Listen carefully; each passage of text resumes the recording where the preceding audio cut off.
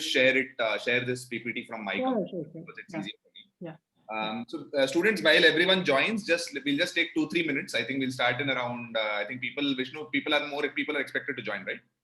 Yeah. We will just wait for 5 minutes. Okay, we will start by 11:05. 11:05. So I'm going to use the next 3-4 minutes to set things up, and then we are good to go by 11:05. All right. Yeah.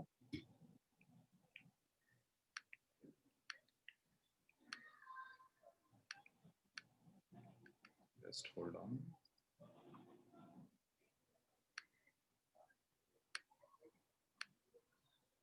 Guys, if you have any specific question, you can keep on asking. Okay, I'll just take up the question and we will answer whenever we get the question. Okay. Yeah, you can use the chat box to put questions, and it will be visible to either me or Vishnu.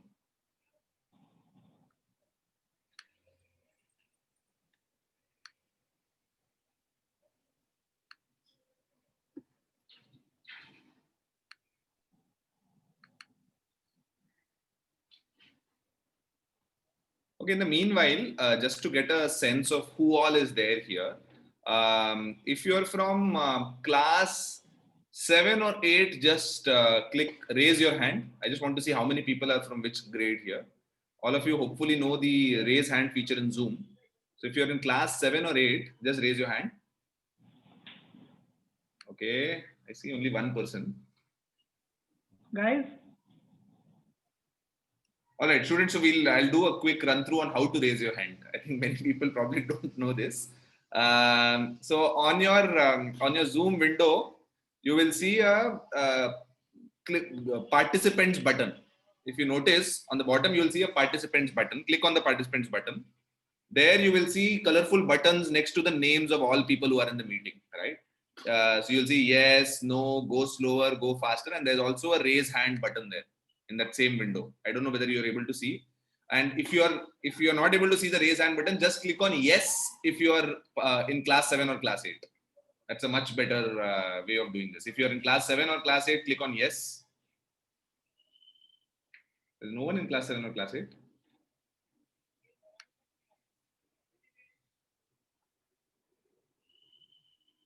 I just saw some people raise hand. I don't know what happened.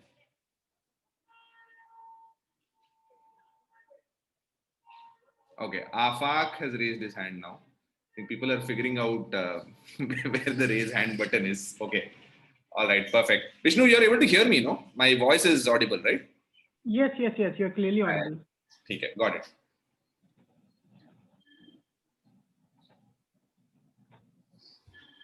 Okay. Oh, people have written their name, their class next to their names, so I know who they are. Yeah. You can see a lot of 9th standard students, a lot of 10th standard students.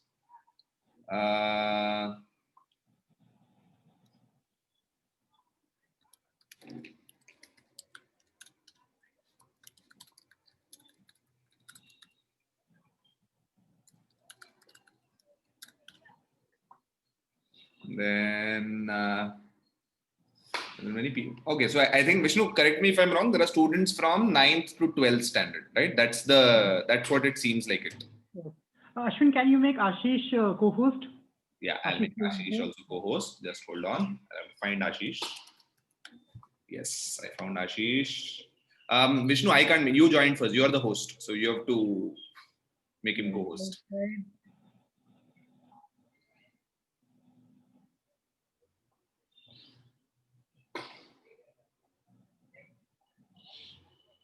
Yeah.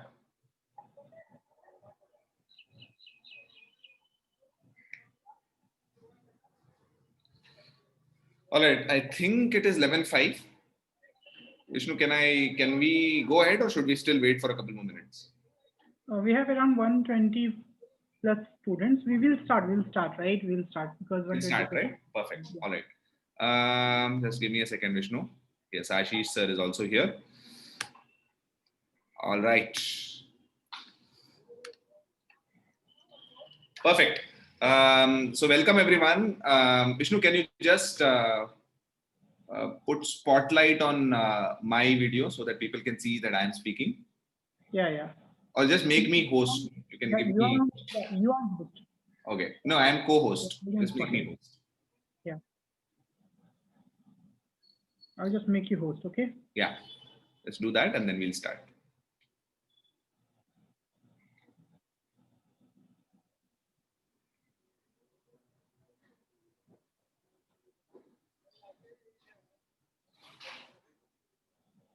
Vishnu, do it from the device where your video, wherever it is on, that is the host device.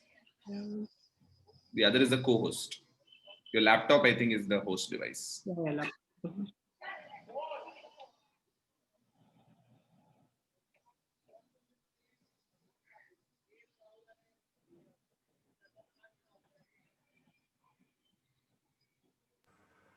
Just click next to my name and click new host.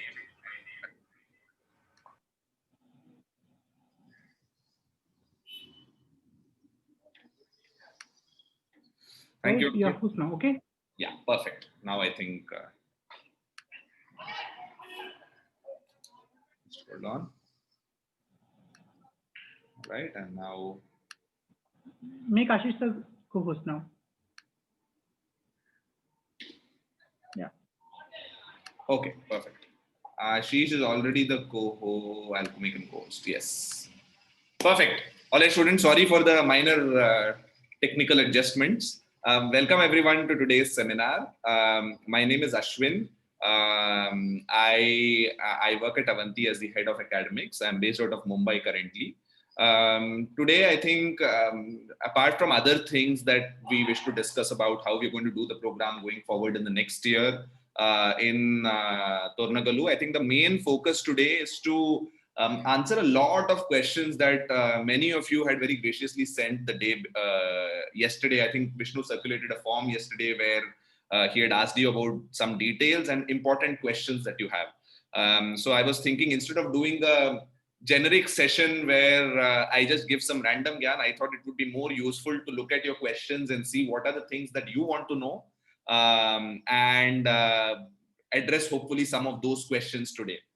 So today's career seminar is largely going to be a summation of a lot of questions that you had sent, answering. So what I noticed was that while there were a lot of questions, I think almost around 50-60 people had submitted different questions they had on a range of topics like career, how should I prepare for my examination, if I want to do a career in defense services, what should I do, how should I study, how should I be focused.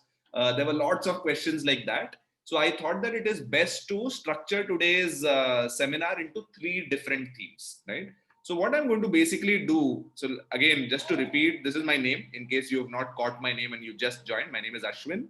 I graduated from IIT Bombay around, I think, close to 10 years back now. And now I head academics at Avanti.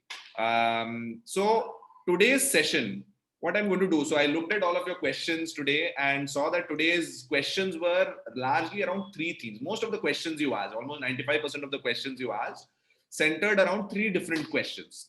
The first question was, a lot of you had questions about what should I do if I want to do well in this exam, in the medical exam, in the engineering exam, in the defense exam, and so on. So you wanted to know how, if you want to be serious about preparing for that, what are the qualifications needed, what are the preparations needed. So those were one set of questions. So I'll answer that.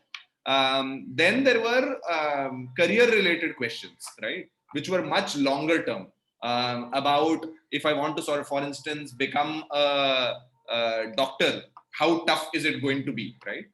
Now, these are questions you don't have to answer today, but assuming some of you are going to become doctors 7-8 years from now, it's good to have an idea of how your career actually, when you're actually working, how it is going to pan out to be. So and the last thing is probably the thing that has been asked by the most number of students, which are more present term, right? Which are related to study habits, how to improve study habits. I think in this pandemic has forced all of us to entirely change how we study. And as a result, some of you have adjusted well. Some of you are still probably figuring out ways on how to deal with studying and maintaining focus for studying at home, especially that most of you are entering a very crucial period of your study lives. So if you notice, I think the reason I've put it in this order is I believe the first question, eligibility of exam, is a very simple question. It's a what question, right? It's just some information that you do not have. So that is easy for you to answer, which is why I kept a smaller amount of time for this. The second one is also an information question, right? But in general, this is a future information question, right? So we are trying to answer what will happen 7 years from now. We are trying to answer that question today. So it's slightly harder. So we'll spend some more time than what we would do on the first type of questions. And the last one, honestly, is the hardest, which is why I've kept it for the absolute end. Vishnu and I have been doing these seminars for a lot of time now. And we honestly find the last question the most difficult one, not because there is no answer to that, but because it involves you, all of you, changing a lot of your habits. Human habits are very difficult to change. So that is why I've devoted the last part to it, right? So depending on which part you are interested in, my suggestion still is to make sure that all of you remain throughout the session. A lot of you will find a lot of things useful throughout this session. So let's start off with the first thing,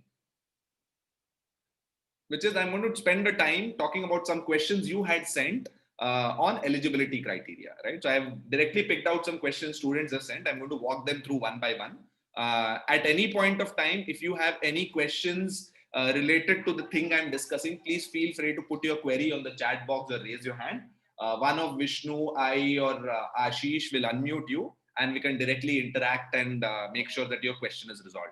Students, I just want to make sure that this is an interactive session. So periodically, I would want to hear from you if you're understanding everything. So if you have followed the plan for today, just click on yes, so that I know that all of you are very clear with what we are doing today. Perfect. Very good. Good. Perfect. All of you are very clear on what is going to happen today. Perfect, students. So let's start off. So on eligibility of exams, the first question that someone asked, I think, I don't know who sent this, but this is a question I think many of you, especially who are in 10th standard, might have this question, right? If you had this question, just raise your hand, please. What subject should I choose after class 10? If you had this question, if you sent this question, or if you had this question, raise your hand. See, very clearly, there are lots of people who had this question, right? So I'm pretty sure this is a very relevant question for a lot of you, okay? So I think for me, this largely, while people have asked this question, that what subject should I choose after class 10, this is not really the question you should be answering, right? The question you should be answering is a different one. The first question you should answer to be able to answer this question is, you have to decide what you want to do in the long run. See, for all of you who are in 10th standard is a bit different than what it was in the previous 9 years of your life. In the previous 9 years of your life, no one asked you what you want to do, right? When you were in 7th standard, you just simply moved to 8th standard. Whatever subjects was given to you in school in 8th standard, you just followed those questions in 8th standard, 9th standard, right? When you were in 6th standard, no one asked you what subjects you want to do. You just followed the same subjects that were given to you. 10th standard is, however, different from when you go from 10th to 11th. For the first time in your life, right, you will be asked what do you want to do, right? And that is the most important question to be able to answer what subject you should choose after class 10. Because basically this question decides what is your choice later on, right? So many of you might have different choices. Some of you, for instance, want to go into science. Some of you probably want to go away from science, right? And let me tell you, each of these choices is right in its own way. There is no one right or wrong path. But first, be very sure about what you want to do in the long run, right? Now, this, what you want to do in the long run, you can decide based on what you're good at. Let's say if you're good at mathematics, you could pursue a career in science or mathematics. If you're good at sports, you could pursue a career in sports. If you're good at sort of having a sense of business, you can pursue a career in commerce or business, right? So, but it is very important for you to decide what you want to do in the long run, right? And remember that just because you decide today, this decision is not something that will be permanent for the long run. People often switch careers. For instance, both people in Avanti here on the call, both I and Vishnu have, when we were in 10th standard, we finished engineering. We wanted to be engineers when we were in 10th standard, right? But here we are today, we have discovered that there is something else that we like to do. We like teaching, and here we are today interacting with all of you. So I think the one thing which will give you some relief is that none of these decisions are permanent. But it is important to at least start a decision in the first way so that you can move forward. Once you decide, some small pointers, however, you can give you is the following. For 10th standard, there are two simple decisions, right? If you want to do either science, engineering, or medicine, right? Then after 10th standard, you have to choose PCM or PCB, right? If not, commerce or arts, depending on whatever is offered in your school or whatever is relevant to your long-term aim, is something you should do in 11th and 12th standard. So I think the main question for now, for you to answer now is, do you want to basically go into science, or do you feel today that you want to go into science, engineering, or medicine? If the answer is yes, you should choose PCM or PCB. If you do not want to do that for whatever reason, right, and make sure that your reasons are correct. And I think later on, once classes start, I think your teachers and all your counselors will help you understand these reasons, right? But it is safer if you even feel for 10% of your mind that you might want to probably go into science, engineering, or medicine, choosing PCM or PCB, depending on whether you want to do engineering or medicine, is the smarter choice for you. But if you're absolutely sure that you don't want to go in that direction, right, then and then alone choose something which does not involve PCM or PCB. Okay, I hope that is honestly the simple answer for this, right? In 10th standard, you don't need to go more complicated than this, right? It's a very simple question like this. Do you want to do science, engineering, or medicine, or do you not want to do science, engineering, or medicine? This is something we cannot answer for you. Neither can your parents. Your parents might help you doing that, but this is something you have to realize for yourself, whether this is something you want to pursue later on in life. Okay. So that hopefully that's the first question. And there are a lot of related questions to that. If at any point you have any questions, any follow-up queries you want to ask on this, right? Please raise your hand or put your answer in the chat window. If you have any follow-up queries on this, raise your hand right now, because I think this is the most important query that most people have. I have a few follow-up information also, right? At any point, feel free to tell me what you want to ask. Now, a follow-up question basically is, okay, now I've chosen what I want to do in 10th standard. This is a question in general that a lot of people in 11th, 10th, 11th, or 12th have, which is, let's say I've decided that I want to become a doctor. If I want to become a doctor, I have to qualify for top medical colleges. A question that people have is, what qualifications do I need to qualify for top medical colleges? How many of you have this query? Just raise your hand if you have this query. There are a few people who have this query. All right, perfect. Okay, so let me sort of walk you through. This is not a very difficult thing for you to understand. This is still, this is just an information question. Okay. So for top medical colleges, the qualification is very simple. Okay. First thing is, you have to get at least 50% in class 12 PCB subjects in board examination. In your 12th board examination, wherever you are, you have to get at least 50%. This is just qualification. Just because you get 50% does not mean that you'll become a doctor, but that's a minimum cutoff required for boards. Although these marks are not counted, but if you get less than 50%, you will not even be allowed to go into the medical profession. And second is, you have to write this exam called the NEET exam, National Eligibility Cum Entrance Test, which is the entrance exam for medical colleges in the country, right? This exam is a 720 mark examination, which involves the subjects physics, chemistry, and biology. You will give this exam at the end of 12th standard. Although you need to score much higher, but to even have a chance of getting into a decent private medical college, you need to score at least 400 marks out of 720 marks in the NEET exam. If you want to get into good government colleges, you need to score much higher. You need to score around 600, 620 marks in the NEET examination. But this is broadly what you need to do to qualify for top medical examination. Get 50% in class 12 PCB. And the more important thing is to score well in the NEET examination, which is what those who will get into 11th standard will have to do over the next 2 years. This exam is not difficult, but requires a lot of preparation on your end, which is why you have to, if you're in 10th standard, you have to start right after your 10th standard to start preparing for this. Okay. So these are the 2 qualifications you need for top medical colleges. Now, likewise, people also have a question about engineering. Some of you might want to do medical, some of you might want to do engineering. How many of you are planning to have this question? This is a much easier question to answer. And Vishnu and all can answer this because we have actually followed this path. Yes, a lot of aspiring engineers here. Kaushik, Pradyuman, Krish, Anurag, yeah, a lot of people here. Anagha, Sanchit. All right. So this is actually a very simple answer, right? So here the qualifications are slightly more stringent, right? Simply because the competition is much higher. Here what you see is to qualify for top engineering colleges in class 12th, no longer is only your PCM score counted, your entire class 12 aggregate score is counted. So you need to be scoring at least 75% in class 12 aggregate. This year, because of COVID, because of all the coronavirus situation, these criteria have been relaxed a bit. But again, I think till last year when COVID was not there, the criteria was 75% in class 12. So to even qualify for getting into an engineering college, you have to score 75% in class 12 aggregate in whatever board you are. And the second thing is you have to write just like in the medical entrance exam, you had to write the NEET exam. In the engineering entrance exam, you have to write the JEE mains examination, right? So JEE mains examination is the examination you need to write for entrance into any government engineering college in the country. In fact, any engineering college in the country. Now, this entrance exam is a 360 mark examination. This exam involves only 3 subjects: physics, chemistry, mathematics, and it's an objective entrance examination. It is conducted by this body called the NTA, National Testing Agency. It's a centralized test, and we'll talk more about this later on once many of you actually take admission in 11th standard. It's a PCM examination, and the NEET exam is a PCB examination. Now here, not everyone gets through into a good top engineering college. So to have a chance of getting into a top engineering college, you need to score greater than 95 percentile.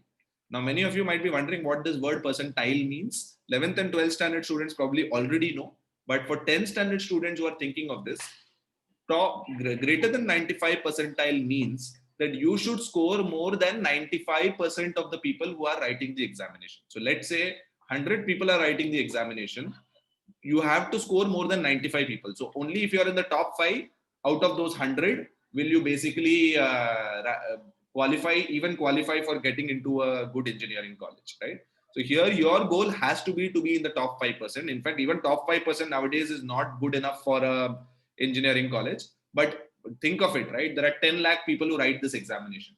If you are in the top 5 percentile of this examination, that basically means that you will have to be in the top 50,000, and that's a lot of seats, right? So if you're in the top 50,000, you get a shot at a seat in a good engineering college via the national quota. For those of you who are in Karnataka, there is also the Karnataka CET, the common entrance test, which is a state level examination.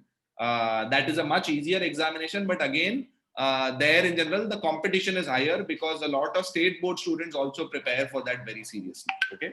So it depends on what you really want to do, but this is the national level entrance examination, which will give you access to the top engineering colleges across India.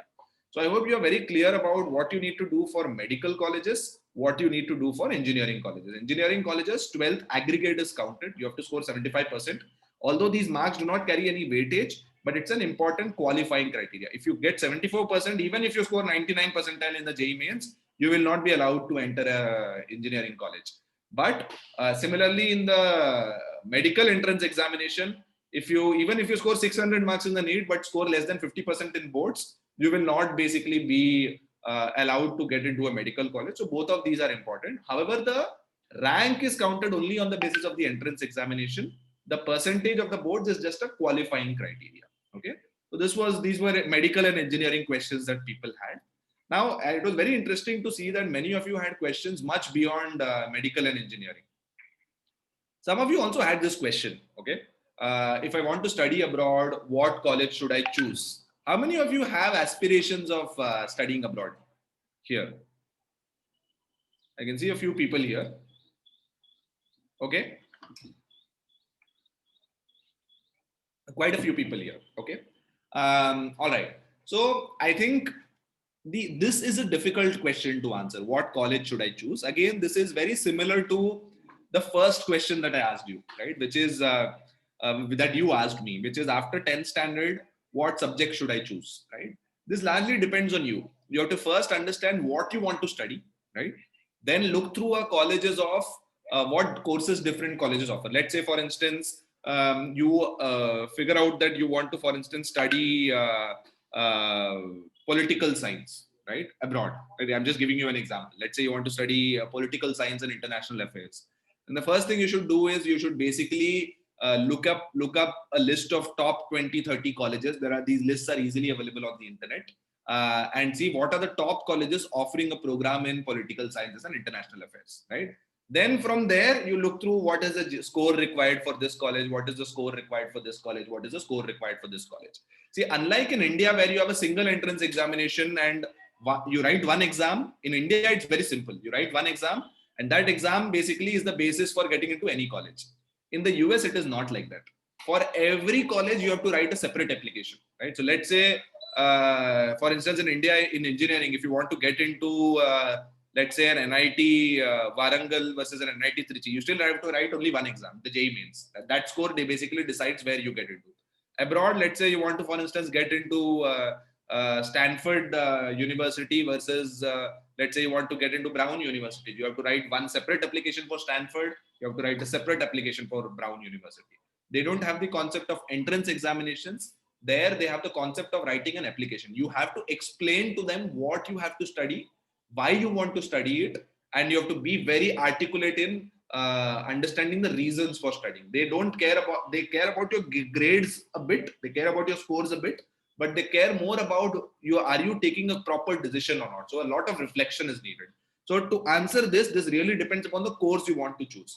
Different colleges have different courses, and unlike in India, abroad they don't have the concept of a college, they have the concept of a university. So the same university will offer an arts degree also, a science degree also, an engineering degree also, a humanities degree also, and you get a lot of choice, right? So the onus is on you to choose what you want to study, and based on that decide what college you want to do. So again, for this, you have to be very, very clear. You can't be, I will go and figure that out there. You have to be very, very clear which college you want to study based on what course you want to study. For instance, let's say you want to study physics, right? So abroad, if you look at the list, if you go and Google top physics colleges for studying physics in the US or Europe, right? Caltech in the US is supposed to be very good for physics. Princeton is supposed to be very good for physics. If you want to, let's say, study engineering, MIT is supposed to be good for engineering. So like that, for every discipline, there is a list of top colleges, and on the basis of that, on other factors like fees, how is the living conditions there, you will decide what college you want to choose. There is no fixed answer to this, okay? Then I think for the same students, this was a very interesting question that I saw. The question that many of you had is, if I want to study abroad, what extracurricular should I choose? This is very interesting because you should not choose extracurriculars based on whether you want to study abroad or not, right? If you were interested in some extracurricular activity, right, you should have been doing that anyway, right? If you basically have not done anything in the first 9-10 years and suddenly start picking up some extracurricular activity, the admissions committee will know that you have picked up that extracurricular activity only for the application. Do something that you like because you like that activity, not because you want to go abroad. Because if you don't like that genuinely, the admissions committee will very clearly know that you are lying, that you have been doing this for a lot of time, right?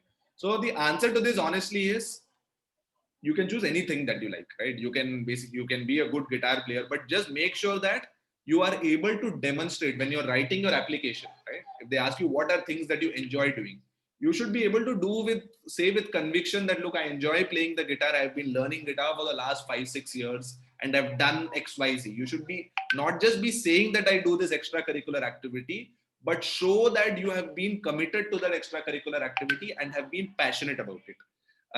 For instance, if you've been playing a sport, it's very different to say that I play sports in the evening with my friends every day. and very different to say that, look, I've been practicing football for my school team for the past 4 or 5 years continuously now, right? Of course, for those of you who are in 11th or 12th standard, it might be too late if you've not started any extracurricular activity. But for those of you, especially who are in 8th and 9th standard, right? If there is any hobby that you've been already doing at some small level, I think abroad they care about extracurricular activities as much as they care about your school scores, right?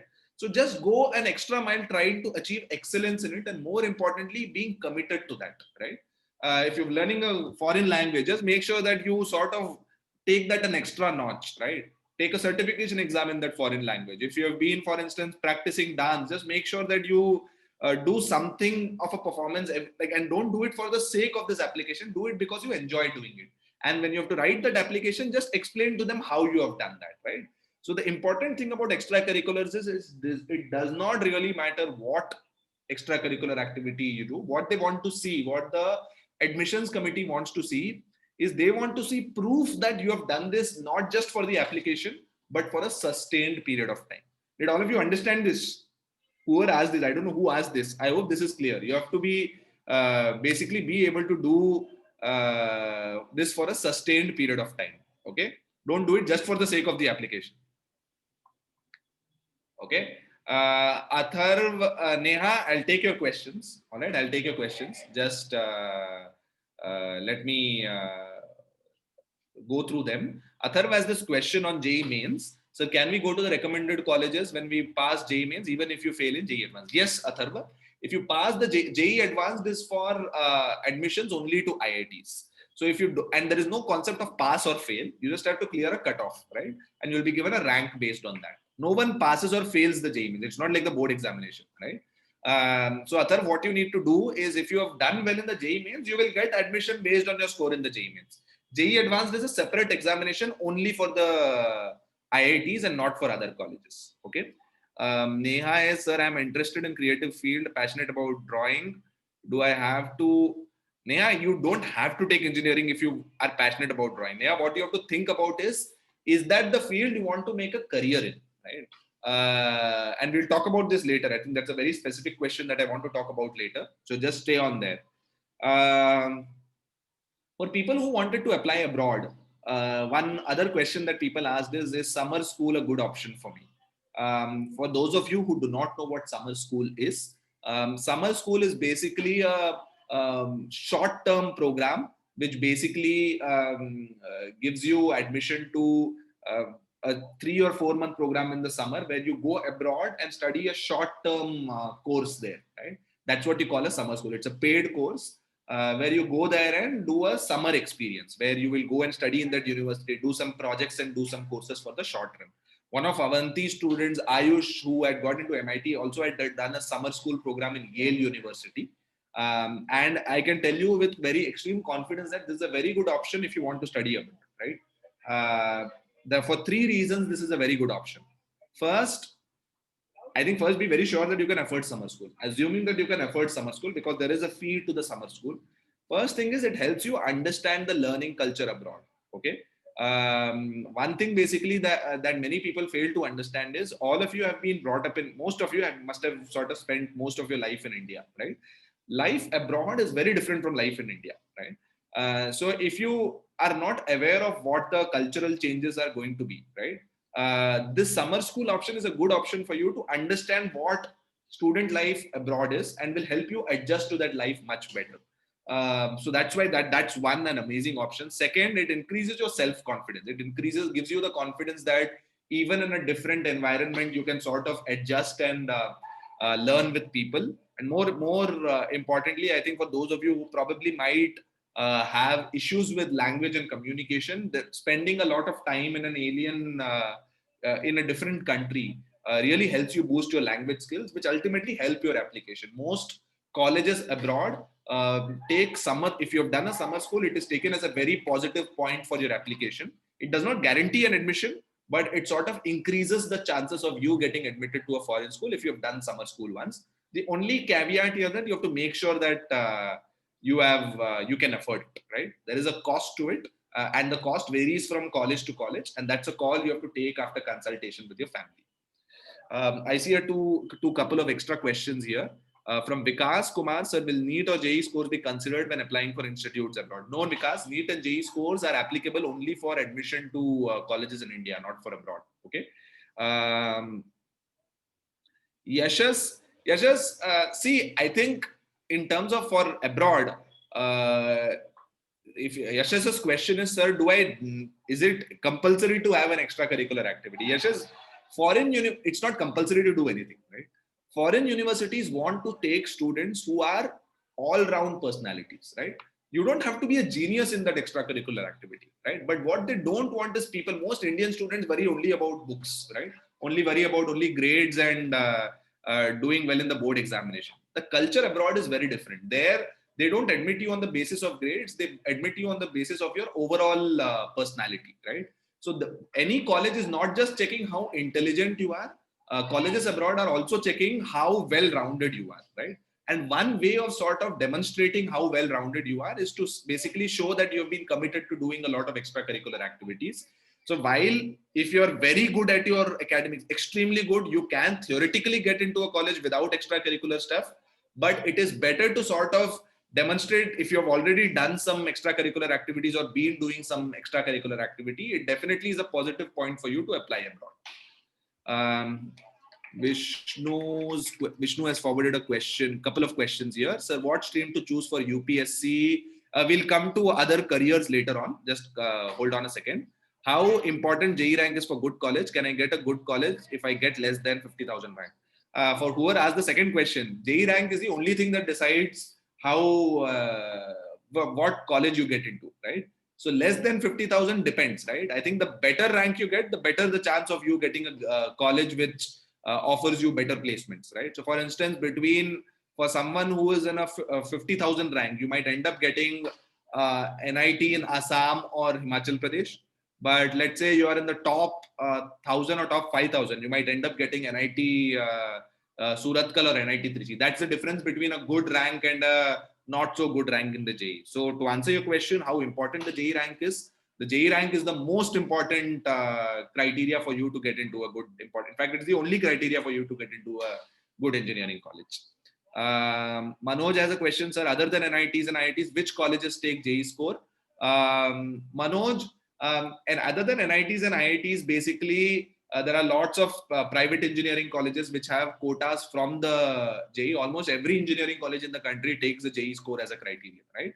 But apart from that, typically some colleges also have engineering entrance exams of their own. For instance, BITS has its own entrance examination, the BITSAT.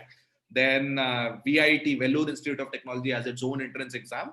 But largely the JEE Mains is the most important exam for getting into 90% of the engineering colleges in the country. Okay. Bhavesh has a question on NEET.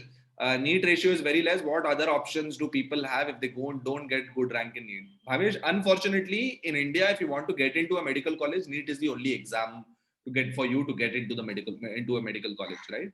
So if you want to become a doctor, you have no option but to excel in NEET, right?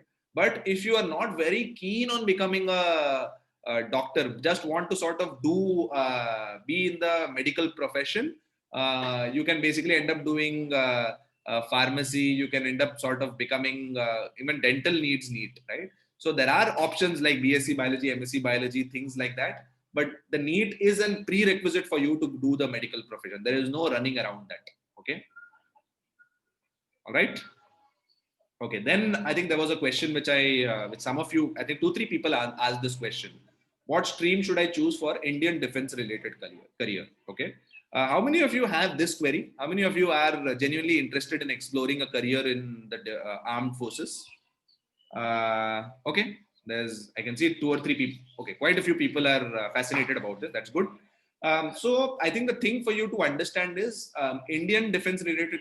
First thing you have to understand is if you want to get into the armed forces, you can get into it at various points of time. You can get into it immediately after 12th standard, or you can get into it after college as well. So after 12th standard, you have to write the NDA entrance examination, and after college, you write the CDSE, the Central Defense Services examination, right? For you, I think for now, so even if you don't get in after 12th standard, you can anyway, I think after college again apply for this. So for applying after 12th standard, you have to basically give the NDA examination. NDA examination happens in two phases, NDA 1 and NDA 2. You have to write any one or both of them, right? But you have to understand that if you have to write it now, physics and mathematics are compulsory subjects. So if you want to go into a defense related career, if you're in 10th standard, please make sure that your choices of subjects include physics and mathematics, because that is compulsory for doing it after 12th standard. Okay. So basically, as far as you have this, you'll have to write an NDA entrance examination, which will basically have these two subjects. You have to score well. And in the NDA, you have to basically understand that it's not just your score in the entrance exam that matters. There will also be a very rigorous interview, which will test your awareness about things, which will test basically your mental strength, your psychological awareness. All of these will be, and your physical fitness. So if you're choosing an NDA, just make sure that don't just sharpen your brains, make sure you're fit, physically fit as well, because that also is a very important criterion if you want to pursue a career in the defense services. Right? Anurag, how much marks needed to get into Triple IT? Anurag, Triple IT takes admission based on the JEE mains, so you have to score well in the JEE mains. So I think marks you can't answer because it largely depends on percentile. Just ensure that you are in the top 95 percentile, right? Not top 95 percentile. You get greater than a 95 percentile score. In fact, more than that also, 97, 98 percentile to get into a Triple IT. Okay. All right. That was the Indian defense related question. Okay. Then some people, I think people in 8th or 9th standard asked me this. What books of preparation is needed for exams like the IOQM? For those of you who do not know what the IOQM is, it's the Indian Olympiad for Qualifying in Mathematics. This earlier used to be called the RMO, the Regional Mathematics Olympiad. And this leads into the Indian National Mathematics Olympiad and the International Mathematics Olympiad conducted by the HBCSE. So for the IOQM specifically, there are lots of books. We can take that conversation offline. There are two books I would suggest a lot. For geometry, there's this book called Challenge and Thrill of Pre-College Mathematics. It is written by the National Board of Higher Mathematics. This is a very good book for preparing for that. And there's this book called Problem Solving Strategies by Arthur Angel. This is recommended. So I had been in the IMOTC during my time, and this is a book that is recommended for practicing for the International Maths Olympiad. There are numerous other sources, like there's this website called the Art of Problem Solving, which talks about Olympiad mathematics problems from across the world. It just requires you to do a lot of problem solving, right? Of course, I think once any of you are interested more, we can do a separate session on this as well. But these are two must-have books in your bookshelf in case you are preparing for the IO exams like the IOQM. All right. Okay, perfect. So these were some of the first type questions which talked about exams and their eligibility. I'm also going to, Yashas has asked me one more question. What specific stream should I choose if I have to become an astronomer? Yashas, if you have to become an astronomer, obviously you have to choose science, right? You have to have physics and mathematics, you should definitely have. Now, if you want to become an astronomer, usually there are programs that people do in physics or astrophysics. So I would recommend a degree, higher master's degree or a PhD in physics or astrophysics. And there are numerous colleges in the country that give that. IISc, for instance, Indian Institute of Science in Bangalore has a very good doctoral program in astronomy.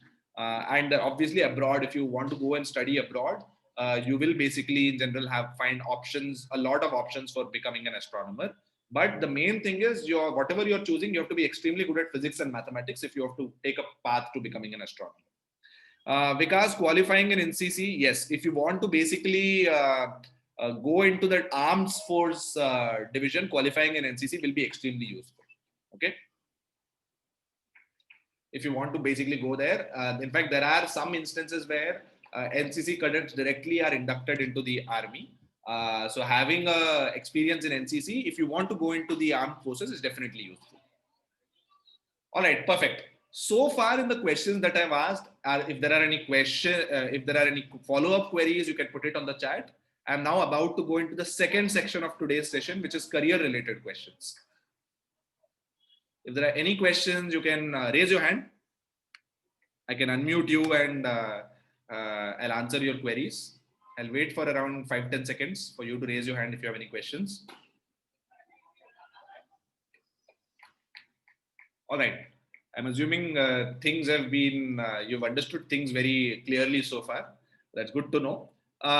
Okay. So now I'm going to go to the second part of today's session, which talks about slightly more futuristic questions that people have. So far, the questions that I've been answering have been more from the perspective of, for next year, if I want to do this, what qualifications are needed.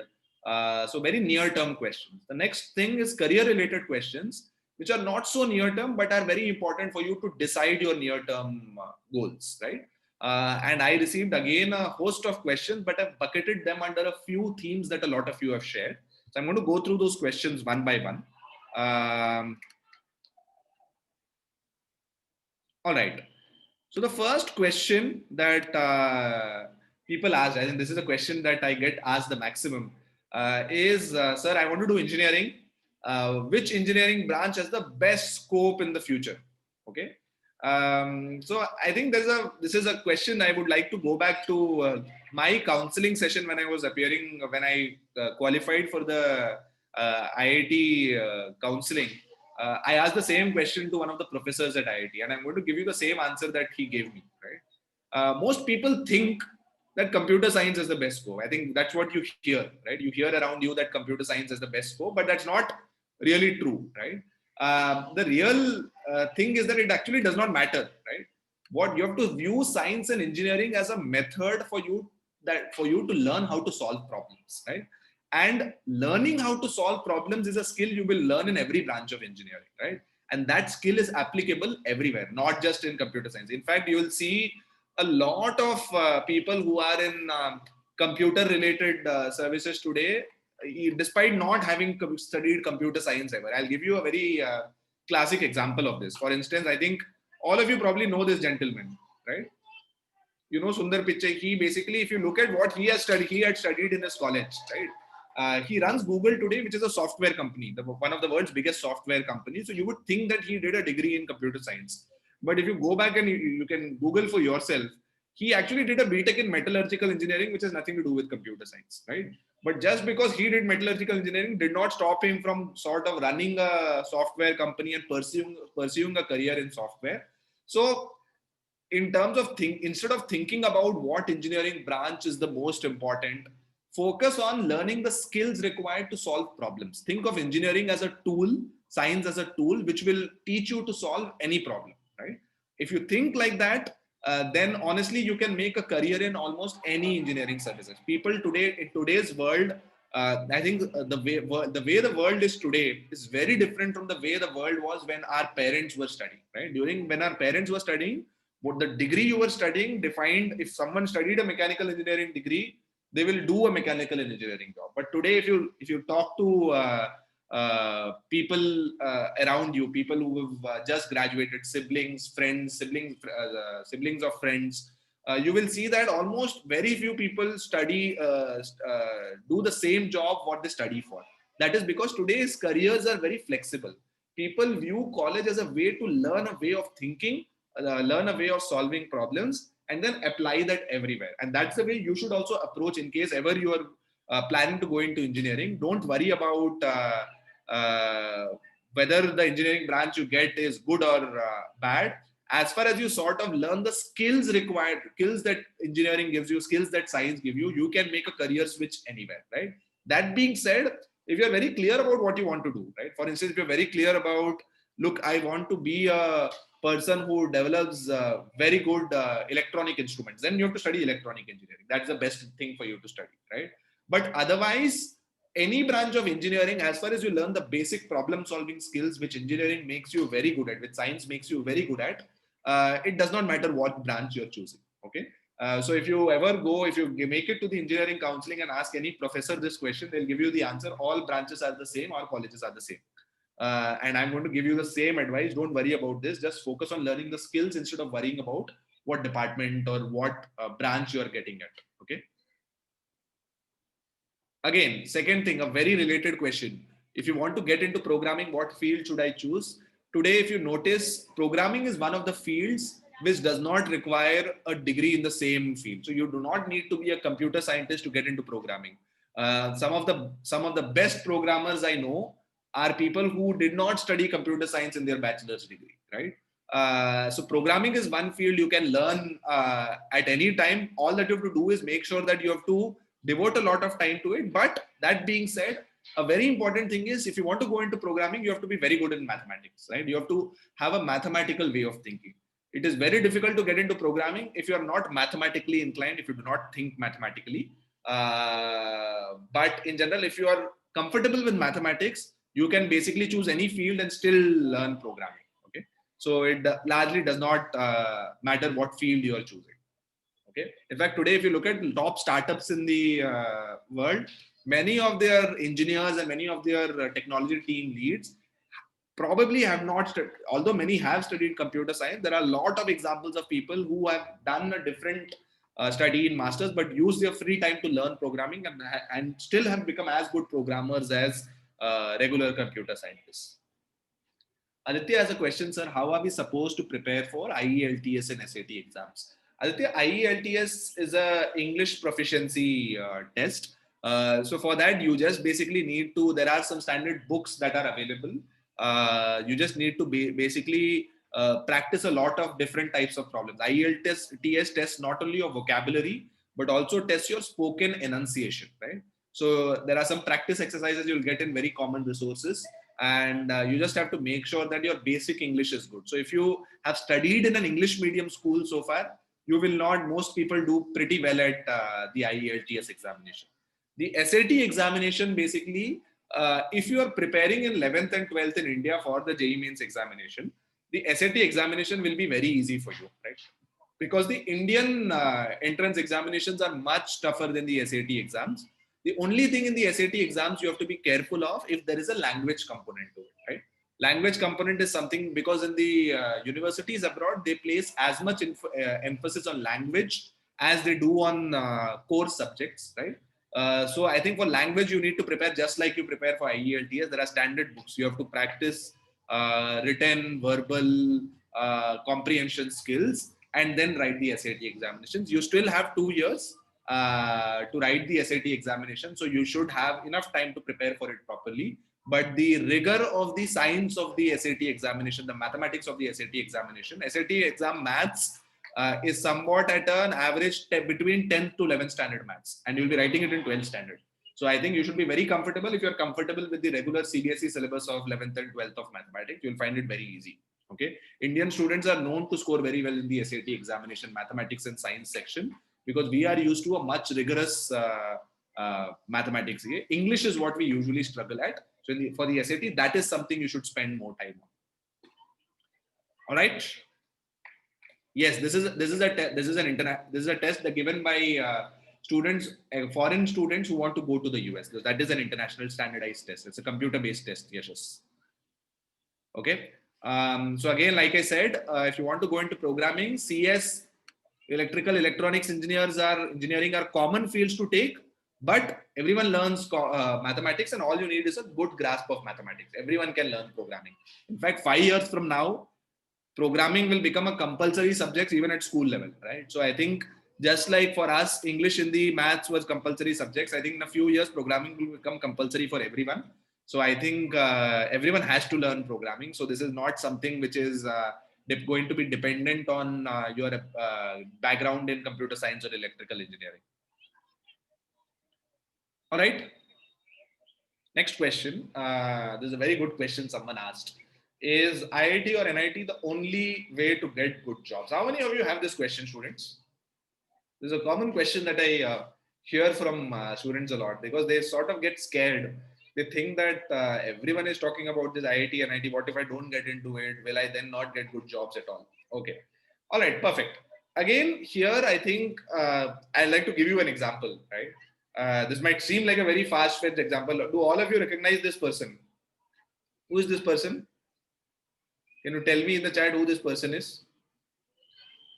I don't know how many of you. Yeah, all of you resonate. What does he do? Yeah, all of you know, he's sort of at a very top post in a very top company, right? Studied in a regular Indian school, studied in a very regular, he did not go to an NIT or a IIT, right? He did not graduate from MIT in the US. He graduated from Manipal Institute of Technology. It's in India, right? Which is neither an NIT nor an IIT, right? But I think that basically, yeah, he studied at Manipal University, right? Again, this might seem like a one-off, but there are numerous examples of people, right? I chose this example because you would recognize this person. But we have come across a lot of people who have done very well in their careers despite not studying in an NIT and MIT, right? So I think the way I would look at it, right, is basically think of your career like a 42-kilometer marathon, right? You all will be starting to work at the age of 21 or 22, or probably 22, 21, 22, 23, whatever, between 20 to 25. And you will work for at least 30, 35 years till 50, 60, right? It's a very long time, right? So if you think of this period like running a 42-kilometer, it's not a 100-meter race, right? That if you lose the lead, then you will never win, right? Its career is actually like a 42-kilometer marathon, and people who go to IITs are basically, think of them as people who get a 500-meter head start. Now think of it, students, if in a 42-kilometer race, if someone is starting 500 meters ahead of you, will you be sure that you will not be able to get ahead of them? Tell me. You still will have good chance of getting ahead of them, right? 500 meters is nothing. You can, right? And your career is exactly going to be like that, right? So of course, basically they will have some head start. That's because they have started the race earlier. But that 500 meters to 1,000 meters is a very, very small distance which can be overcome, right? People get tired after 20 kilometers. People get tired in the mid 20s. And what happens is when people sort of become overconfident about that and don't work hard, right? Then basically the career can go downwards, right? So all that IIT or NIT gives you a head start. But after that, it is all hard work. You cannot say that, for instance, people like me who are in IIT, we cannot say that, look, I cleared the IIT examination. Now my career will go smoothly forever. I still have to work hard every single day, right? And if someone else who has not gone to an IIT works twice as hard as me, he or she will get ahead of me, right? And that is the way you have to think of your career. Of course, I think all of you should work hard to get that 500-meter head start. But if, let's say, by chance, sometimes things depend on luck. Let's say you don't get into it. That does not mean that your career is over. The career is a very long race, which takes a lot of time. There are still going to be ample times to catch up. So don't get worried about this at all. So whenever you feel and get anxious about what the exam is going to do to you, think of this. Think of your career as a 42-kilometer marathon, and think of the fact that people are just 500 meters ahead. There's a big race left ahead. Okay. So that's the way you should think of it. Okay. I hope that answers your question, right? So that to answer that question, no, that is not the only way to get good jobs. There are numerous ways. All that you have to do is be willing to work hard and be willing to work smart. Okay. The advantage with IITs is that you get a good peer group. The people you are studying with are sort of all hardworking, which pushes you to be better. But I, for instance, know a lot of people in IIT who did not work hard. So it's not that IIT did anything wrong to them, but if you don't work hard in an IIT, then there is no guarantee that you will do well. But at the same time, if you work hard in a not IIT college, you will still do well in life, right? There are numerous non-IIT colleges like triple ITs, BIT, ICTs, and many other private colleges which produce brilliant engineering colleges, right? Brilliant engineering graduates, and they go on to do very well in life. All right. Okay. Then there was a question. I think this was a question that many of you are considering. What careers are available for students choosing commerce without maths? How many of you have this question, students? How many of you are considering pursuing a career in commerce?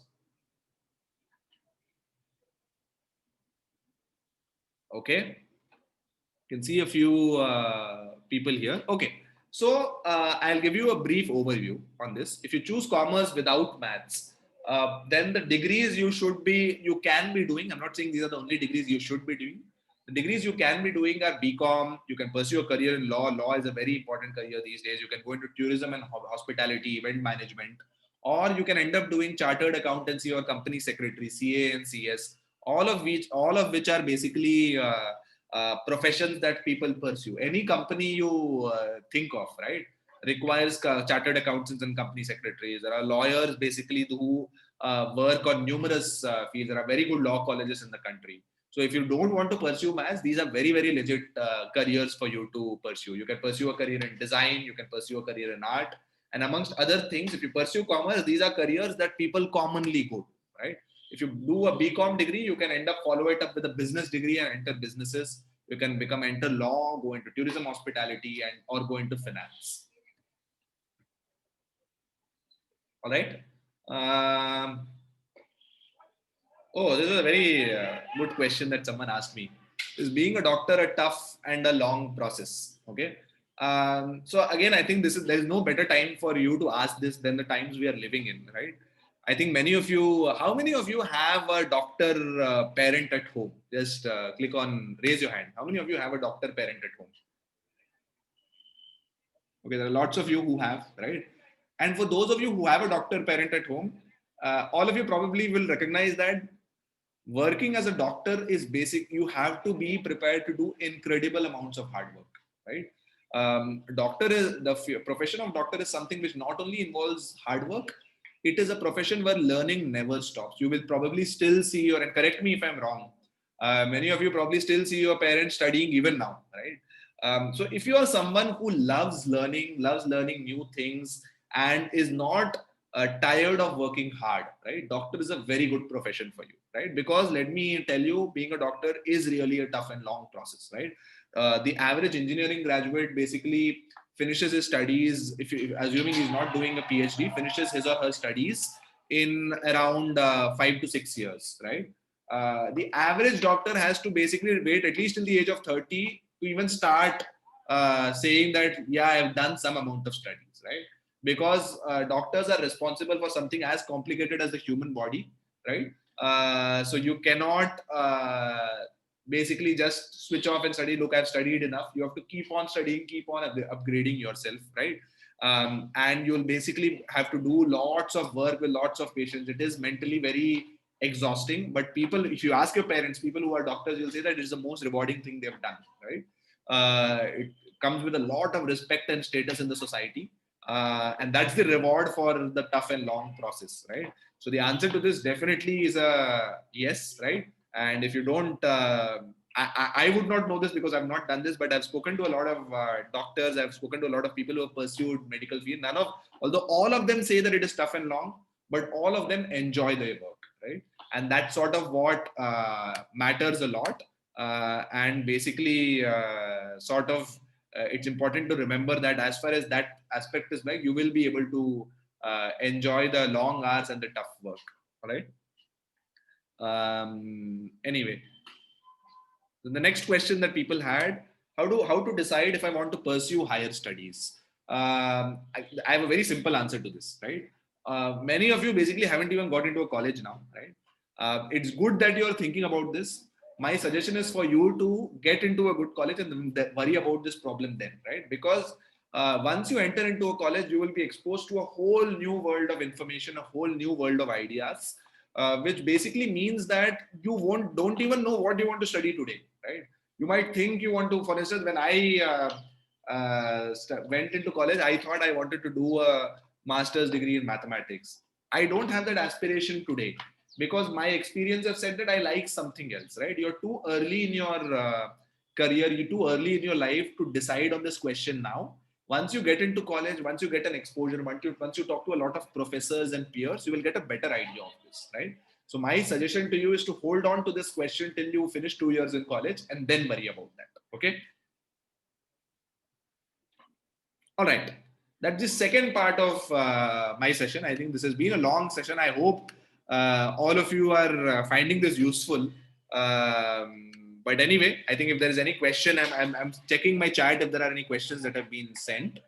I can see, sir, what is placement structure? Same in engineering and medical. Harish, medical, I'm not sure, has a placement structure. You go and become a resident doctor. Placements is something which I think is unique to engineering colleges, right? Because in medicine, there's no placement. You just go and become a doctor at some medical college, right? Or pursue after your MBBS, you pursue your MD, right?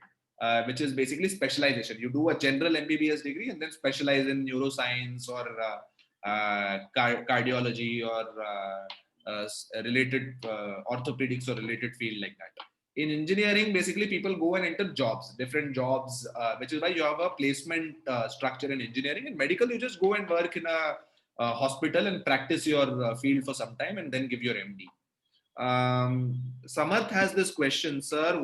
How do you get admission in IISc? Indian Institute of Science, I think, used to have an entrance examination.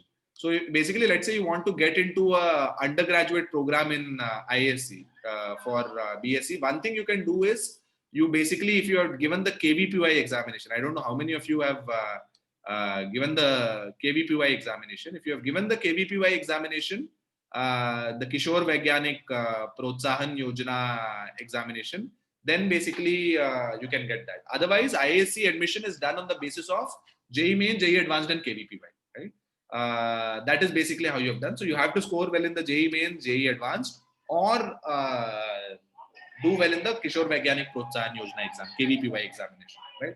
I'm assuming some of your seniors also did the KVPY examination.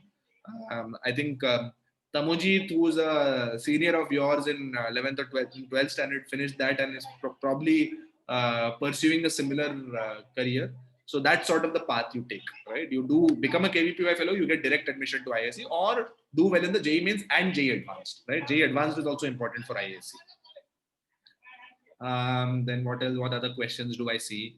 Zilan, if you want to learn about AI, so I think that's different thing. If you want to just learn about AI, you can Google it, right? But if you want to become an AI specialist, you have to probably do a master's in computer science and a PhD in AI or informatics, right? But you can do that irrespective of your degree. You just have to be good at mathematics. Okay. All right. Let me move to the last part, which is sort of study habits related. And I saw a very list of commonly asked questions by a lot of you. Let me walk through the first one. The first question that many of you asked me. How many of you have this question? I'm pretty sure all of you have this question. How to stay focused for long time periods? Right? This is the most common problem of today's generation. Right? They're not able to focus on things for a long amount of time. Yeah, I can see a lot of hands as expected. Afsa, Navya, Anjali, Sania, Chandan. Yeah, the entire list of people on this call, all of them want to know this, right? Look, basically, I think there are lots of ways to do this. I'm going to tell you what I used to do and what I still do to make sure that I'm focused for long periods. The first thing I want you to do is never attempt to do something continuously for 2 to 3 hours, because especially you and most of the human brain is not designed to focus for more than 25 to 30 minutes, right? So if you have to do any big task, right, instead of thinking of doing it over 5 hours continuously, think of doing it 30 minute chunks with breaks. So any big task, if you want to do it continuously, it's important to sort of break it into small periods. So instead of saying that I will study the entire lesson in 5 hours, it's better to say that I will study the first page in 20 minutes, second page in the next 20 minutes, third page in the next 20 minutes. So break it down into 20-30 minute periods, right? What this does is it makes it much easier for the brain to process, right? And the next important thing to do, right, is after every 25 to 30 minutes, take a 5-minute break, right? There's a very common technique called the, I don't know how many of you have heard this. This is, yeah, all of you know this. I think people are all aware of this. This is called the Pomodoro technique. This is the simplest technique to do that. I follow that a lot, right? And my huge suggestion for all of you is for you to follow this, right? Do a break. This is a very simple technique. There's nothing rocket science about it, but you have to follow it. Okay. Take a break after every 30 minutes.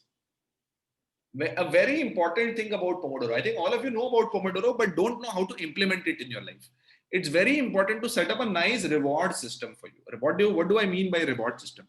If you do so many Pomodoro, one interval of 25 minutes is called a Pomodoro. If you do so many Pomodoros, give yourself a nice reward, right? A nice reward means I'm not telling you gift yourself a PlayStation. I'm telling you gift yourself a small thing like a break, some screen time, some TV watching time. Create a game with yourself that you will watch TV only if you finish so many Pomodoros. You will open your mobile phone only if you use so many Pomodoros. And lastly, a very important thing for staying focused for long periods is to exercise and do physical activity. How many of you actually spend time at least walking for at least half an hour every day, irrespective of what happens, getting out of the house? Because this COVID thing, all of us are usually, even I am guilty of doing this. Sometimes I don't get out of the house a lot. But I think if you are in the habit of not going out and sort of doing some amount of physical activity, right, then it becomes difficult for you to focus for a long time period. It is very important to do some form of exercise, right? Even be it some half an hour or 40 minutes of walking, right, without your mobile phone, right? Just walk with some friends, walk alone, that's okay. Do some physical activity every day.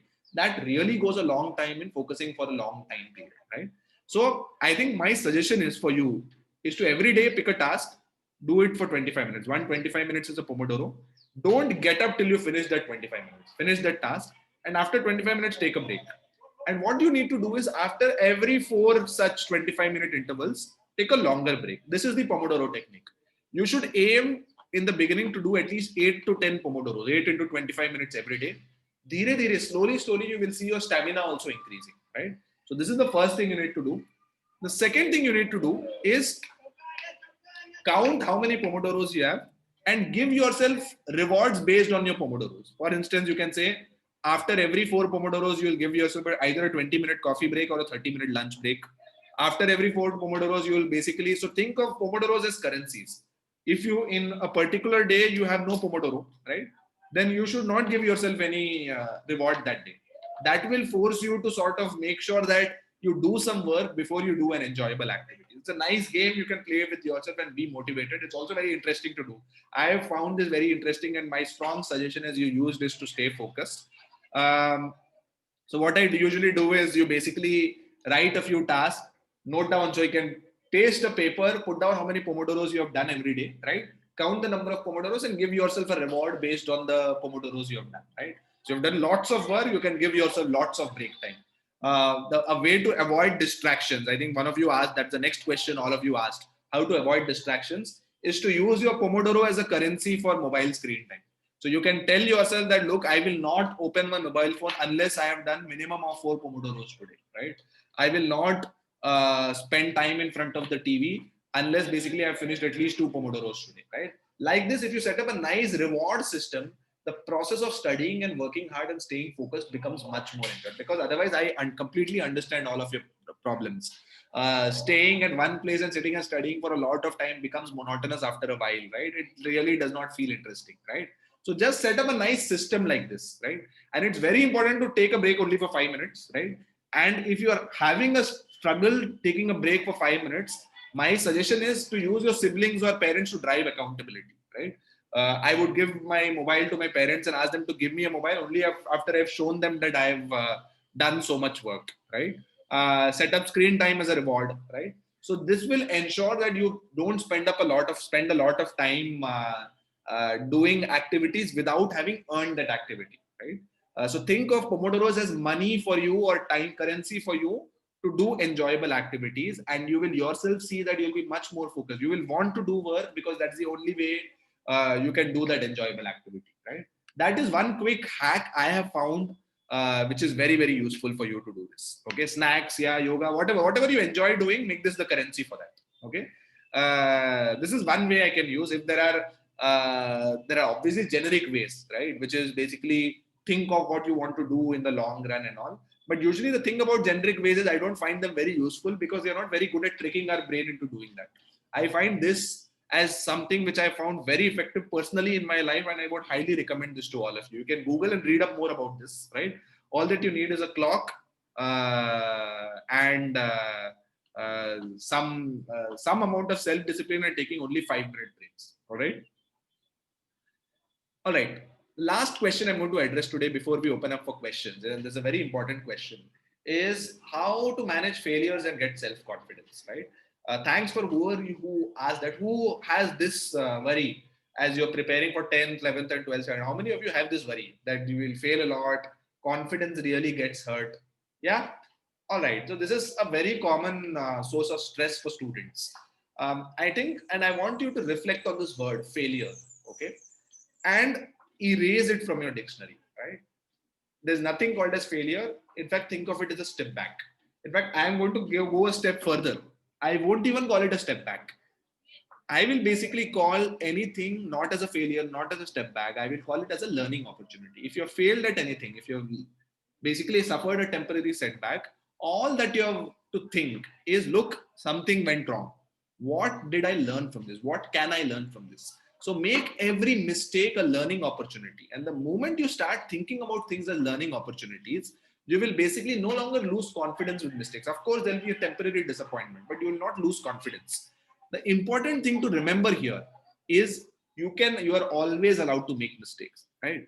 But you should not make the same mistake twice. Let's say today in general you forgot to, let's say when you're studying, right? You forgot to study a particular chapter and went to a particular test, right? What you should not do is basically for the next test also, if you forgot to study, then the problem is you. The problem is not failure. Then the problem is you being lazy, right? The problem is not about you working hard and experiencing failure, right? Note down. What I usually do is it's very useful to maintain a log of your mistakes. And before any exam or before any important event, go through that mistakes and remind yourself never to make the same mistake again, right? You're okay. It's okay making mistakes. Mistakes are perfectly fine. It's a part of life, but you should learn from your mistakes. And if you're not learning from your mistakes, if you still make the same mistakes, then the problem is that you're not learning from the mistakes.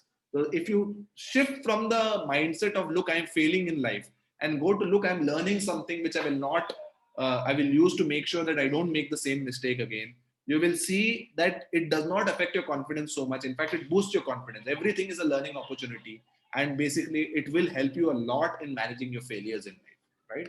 And also remember that nothing is the end of life. Okay. Largely in general, you will get numerous opportunities. Like I said, life is a long race, careers are long race, studies are a long race. This is not the end point. So please make sure that all of you think of it from a long term lens. Don't think short term. You will get numerous opportunities, make the most of them. And if sometimes something does not happen, don't get disappointed. There will be opportunities in the future as well. That I think is the last one, the last page before after which I'm going to hand it over to Krishna, is I think many of you asked me this very complicated question on, sir, how can I learn effectively, how to improve my performance, how to answer questions. Look, I think these are all good questions, but you're thinking of it in a very complicated way, right? The studying process, the preparation process is a very simple process. First, you have to realize that you have to work hard, you have to work smart, understand concepts. Don't, I think once you move to 10th standard, 9th standard, 10th standard, your conceptual understanding is way more important than your ability to just rote memorize and just spurt it out in the examination. Right? Second, like I mentioned before, learn from mistakes. If you've ever made a mistake, treat it as a learning opportunity and don't make that mistake again. And last, and I cannot emphasize this less, your parents probably also say this, your teachers also say this, practice continuously. Practice is something which is the single most difference between someone who does well in life and someone who does not, right? So just trust this process. If you follow this process, you will learn well, right? Only if you don't follow this process, right? Usually people think they follow this process, but sometimes don't learn from their mistakes. Sometimes focus on memorizing instead of understanding. That is why all the problems come. Don't complicate things. Trust this process and everything will take care of itself.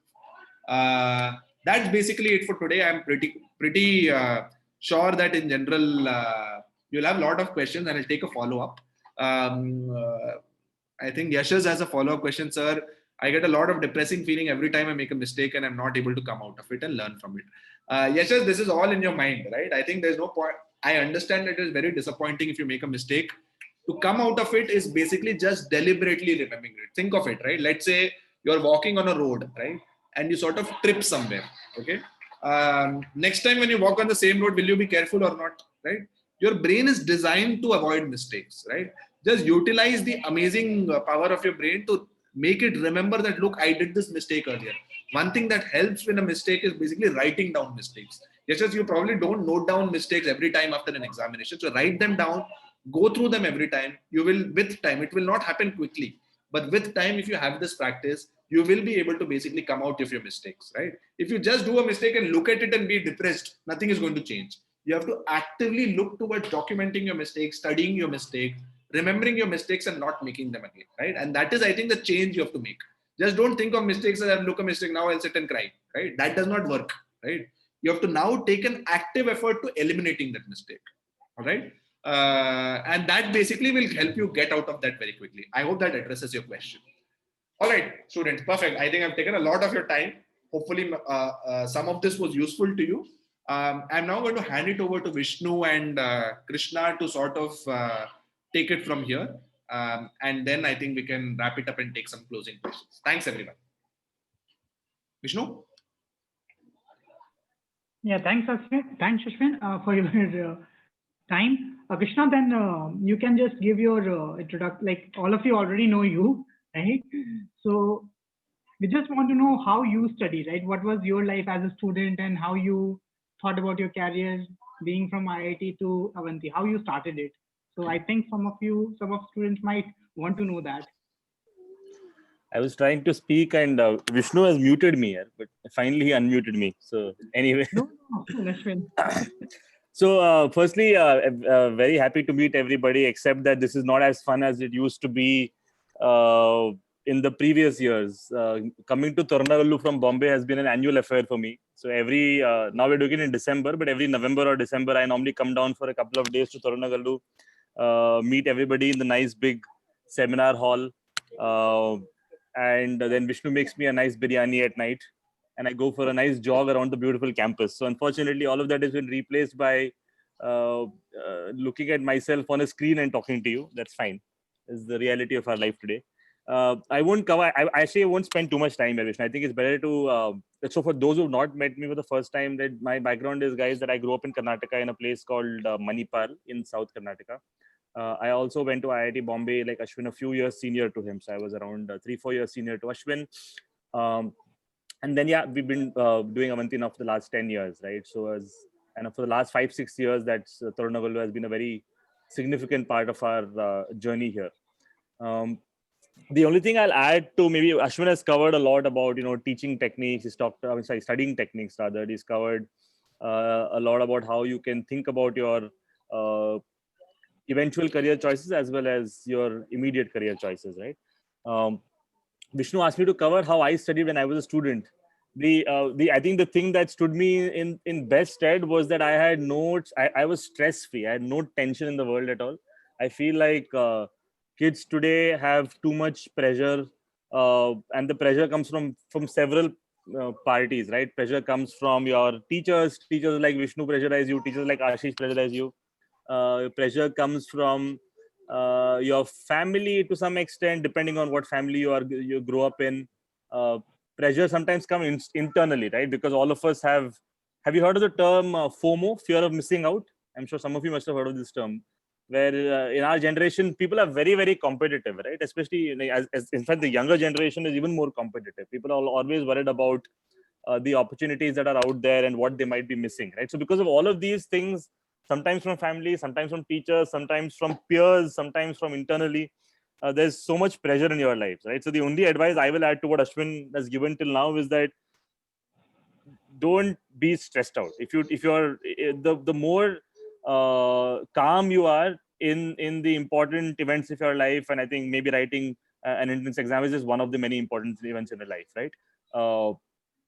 The better you will do in those situations.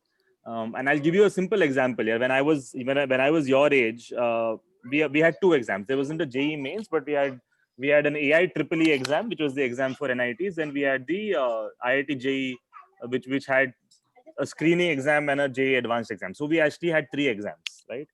And throughout my schooling, I was the topper in school. Throughout in 11th and 12th, I did very well on the JEE mains as well as the IIEEE exam. I got a top 400 rank on both those exams.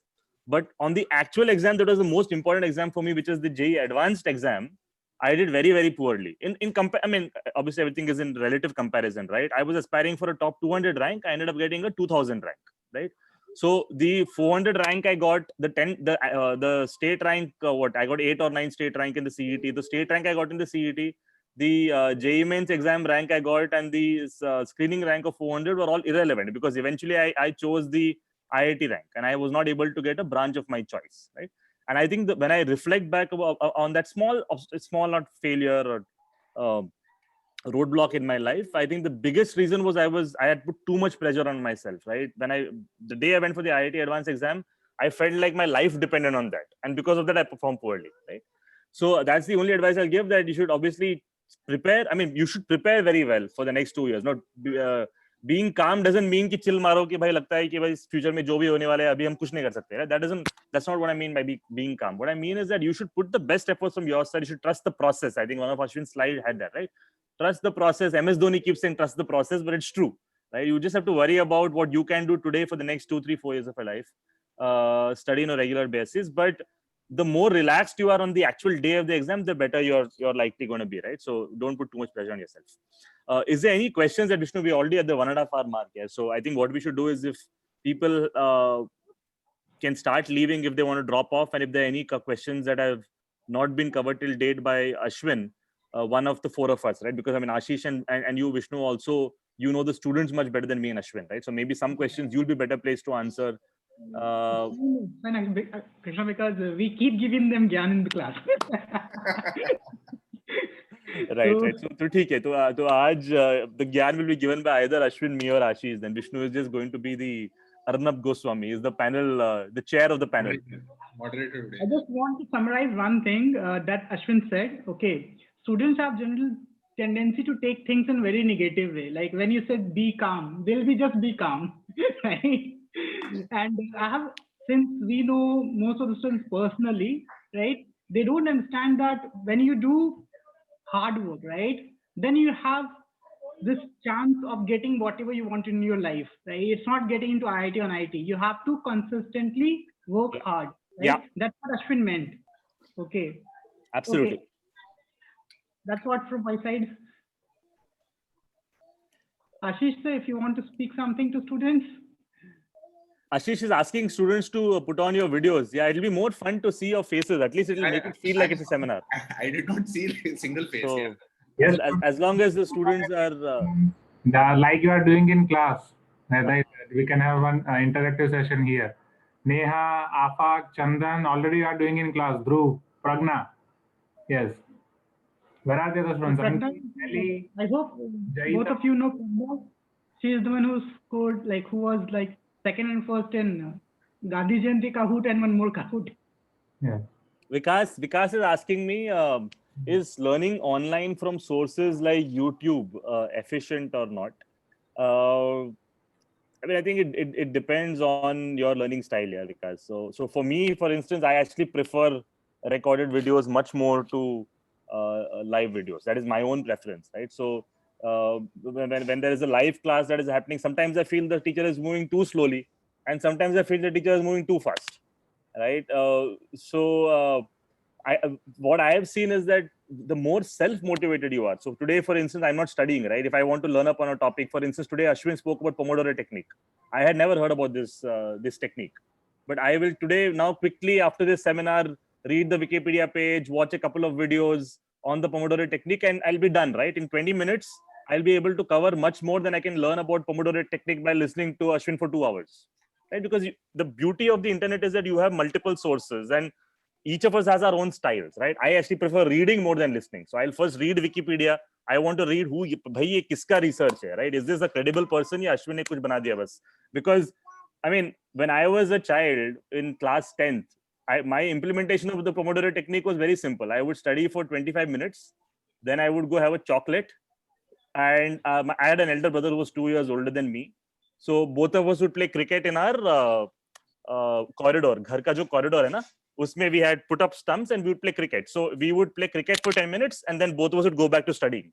Now, nobody told me this is the Pomodoro technique here, but all of us, I think, do this in our own ways, right? So whenever I learn something new today, because if I have to learn something today, it's not because I'm writing an exam. Now, koi nahi puchne wala hai ki Pomodoro technique kya hai, lamba answer de do, objective answer, kuch nahi hai. Anything I'm learning today is on the basis of my genuine internal motivation, right? So to answer your question, because if you have internal motivation to study for something, study anything, right? Learn something more about something. The internet, there's no better place than the internet, whether it's YouTube or Wikipedia, right? The beauty of a classroom or a live environment, though, is that it allows you to have that discipline, right? Now, if you are going to tell me to read more about the carbocations and understand the various properties of carbocations, if Ashwin told me, convinced me on this seminar that carbocations is the most beautiful concept in chemistry, I would not have the internal motivation to go Google 5 other sources of that for that information, right? Because I'm just not as interested in that topic today as anything else. So Similarly, as students, you will have your favorite subjects and you will have the subject that you despise the most, right? The beauty of a live class environment and a real classroom where, all of you can see your faces now, it's much more interesting, right? Is that you feel like you're part of this journey with other people. So you get that motivation from your friends, from your peers, and you have that discipline, right? That ki roz wala class hai to padhai karna hi padega.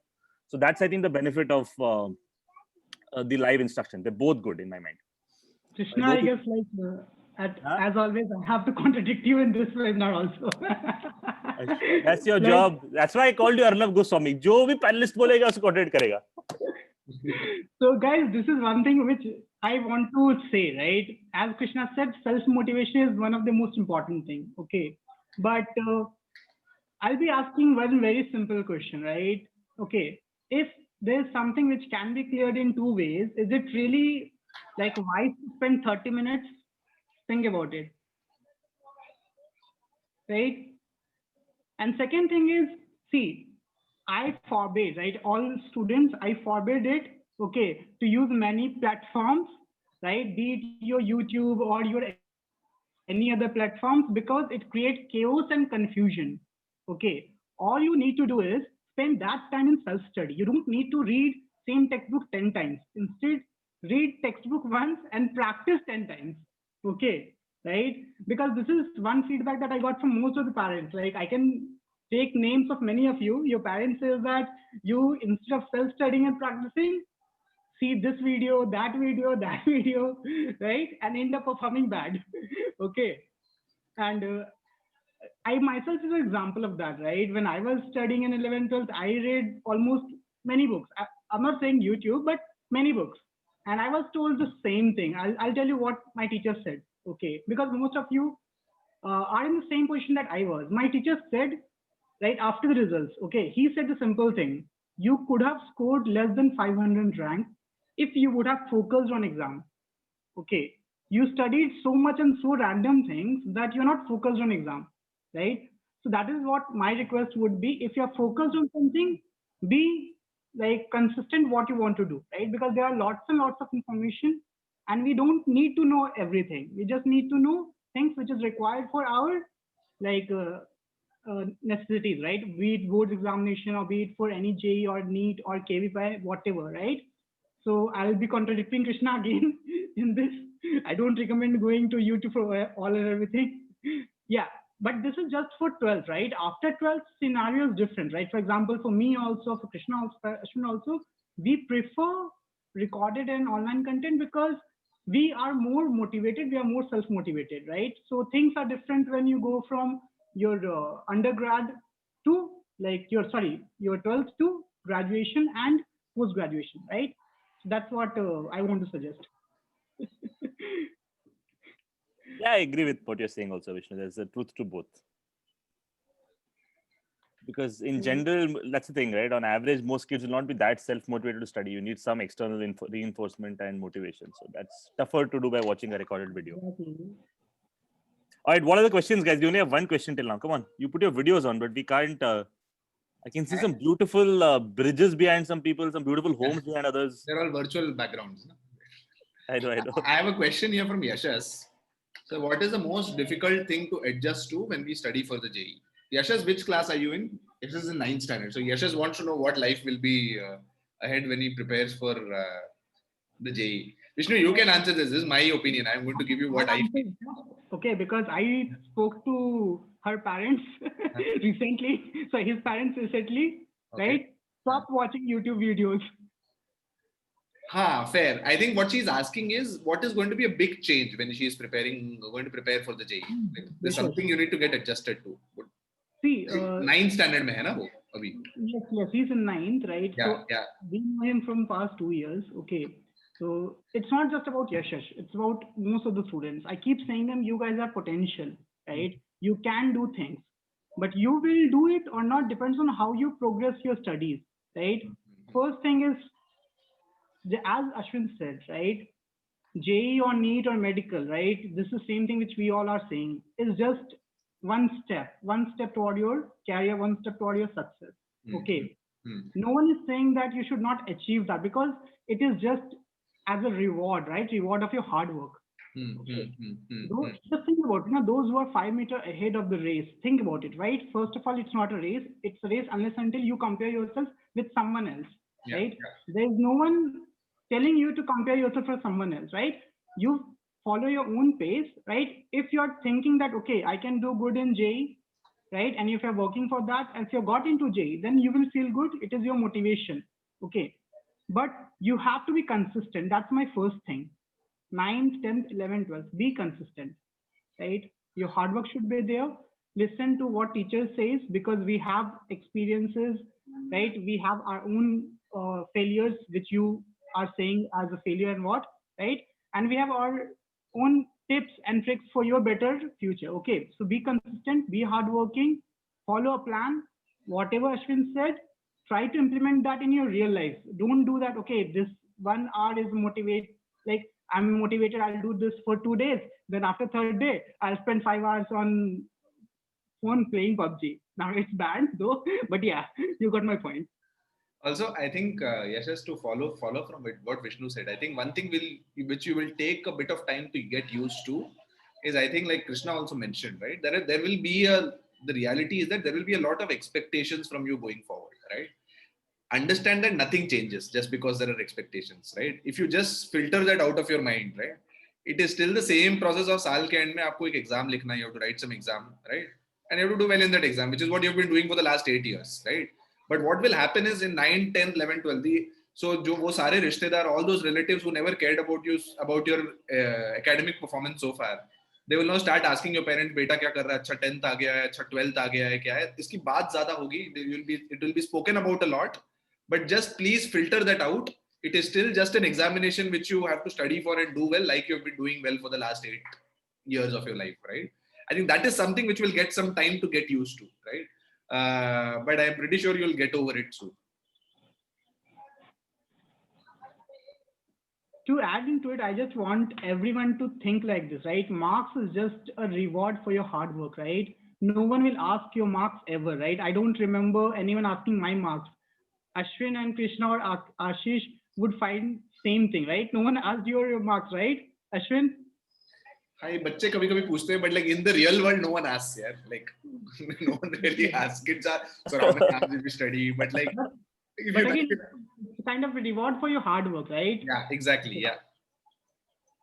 वो 12वीं के 1 साल बाद पूछेंगे, उसके बाद like no one will ask ever in your life.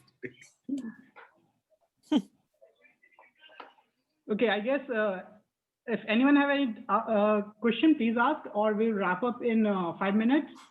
Right? Anyone?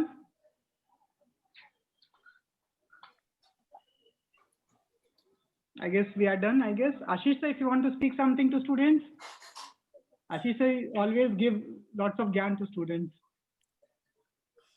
Thank you sir. Exactly सारी बातें बहुत बता दी अश्विन सर ने, कृष्णा सर ने, विष्णु सर ने. सो आई थिंक बेटर होगा कि मैं वोट ऑफ थैंक्स बोल दूं. मैं सारी चीजों को बस एक समरी कर लेता हूं. सो सबसे पहले तो thank you so much Vishnu sir, Krishna sir and Ashwin sir, ये बहुत ही अच्छा सेशन ऑर्गेनाइज करने के लिए.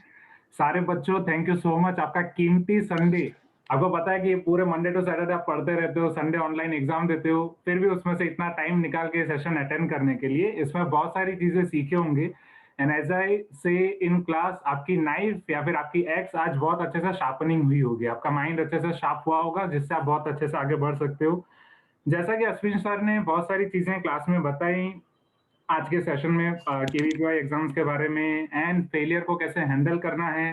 पोमोडोरो टेक्निक जो मैं बीच बीच में आपको थोड़ी बता चुका था, इवन मैंने भी ये टेक्निक बहुत यूज की थी, तो मेरे लिए तो बहुत इफेक्टिव थी. एंड ये टेक्निक को अश्विन सर ने बहुत ही अच्छे से बताया, बहुत ही डिटेल में बताया है, तो इसे आप प्लीज यूज करें, बहुत सीखेंगे. एंड कृष्णा सर ने जो एंड में बताया FOMO, एंड सर फ्रेंकली यहाँ के सारे बच्चों में ये है ही फियर ऑफ मिसिंग आउट, कि अरे ये छूट गया तो क्या होगा, ये छूट गया तो क्या होगा, मॉड्यूल के एडवांस क्वेश्चन छूट गए तो क्या होगा, NCERT छूट गया तो क्या होगा, कितना भी पढ़ लिया एग्जाम देने जाते हैं, अरे ये छूट गया, एंड उसके डर में बाकी सारी चीजें छूट जाती है. तो उसमें बस एंड में मैं आपको ये जवानी है दीवानी थी ना मूवी, उसका एक डायलॉग याद दिलाता हूँ. वो दीपिका पादुकोण का जो कैरेक्टर था, वो रणबीर कपूर के कैरेक्टर को बोलती है कि बनी लाइफ में कुछ ना कुछ तो छूट ही जाएगा. एंड ये चीजें मैं आपको क्लास में भी बोलता रहता हूँ. तो जहां पे हो वहीं पे रहो एंड लाइफ के मजे लो. दैट मीन्स जितना भी आपका खत्म हो रहा है पोर्शन, कुछ ना कुछ तो छूट ही जाएगा, कोई एग्जाम छूट गई, कोई पोर्शन छूट गया, जितना आपने परफेक्ट किया उसका रिवीजन करके एग्जाम आगे दो, आगे बढ़ते रहो, keep moving forward, either success मिले और फेलियर मिले, उसको कैसे हैंडल करना है अश्विन सर ने आपको सिखाया, उसे हैंडल करो। एंड जैसा विष्णु सर ने बोला कि और किसी के साथ कंपेयर मत करो, ये 42 किलोमीटर की रेस है, 500 मीटर की रेस है, वो बस आपके लिए है। तो लाइफ में आपको क्या आगे बढ़ना है, आगे बढ़ते रहें, हार्ड वर्क आपको एंड तक काम आएगा। सो दिस इज इट, जो भी मैं कंक्लूड कर पाया सभी अश्विन सर से, कृष्णा सर से एंड विष्णु सर से।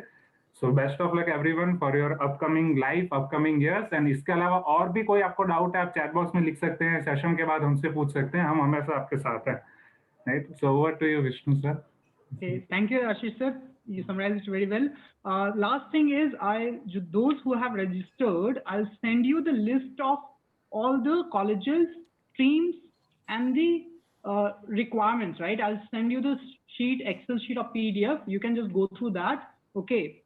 And thanks everyone. As Ashish sir said, thanks everyone for spending your time. Okay. Thanks Krishna. Thanks Ashwin for spending your time on Sunday. Okay. That's it for today's guys. Okay, if you have any other query, you can just mail us. Okay, we will just try to address all those queries personally. Okay. Okay, thank you everyone. Bye everyone. All right, bye As bye. always, bye bye.